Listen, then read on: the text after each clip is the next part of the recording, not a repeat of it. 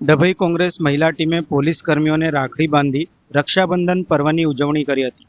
ડભોઈ કોંગ્રેસ મહિલા ટીમ દ્વારા Dabhoi police station ખાતે પોલીસ કર્મીઓને રાખડી બાંધીને રક્ષાબંધન પર્વની ઉજવણી કરવામાં આવી હતી. આ પ્રસંગે ડભોઈ નગરપાલિકા પ્રમુખ પુષ્પાબેન રાવલ સહિત કોંગ્રેસની મહિલા ટીમની બહેનો મોટી સંખ્યામાં ઉપસ્થિત રહી હતી.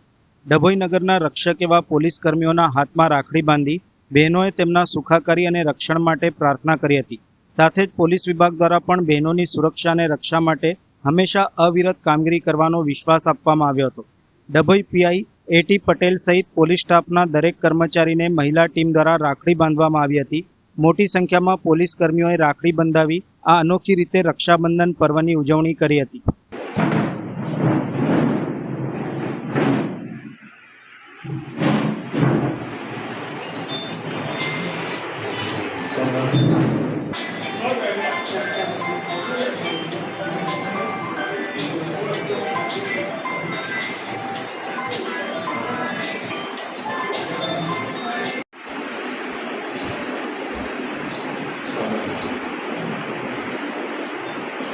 આજ રોજ 25 ઓગસ્ટ 2026 રોજ ડભોઈ પોલીસ સ્ટેશન ખાતે મહિલા કોંગ્રેસ સમિતિ દ્વારા રક્ષાબંધનની ઉજવણી કરવામાં આવી.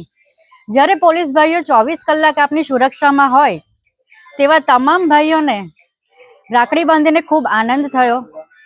રક્ષાબંધનના પવિત્ર તહેવારની પોલીસ ભાઈઓને ખૂબ ખૂબ શુભેચ્છાઓ.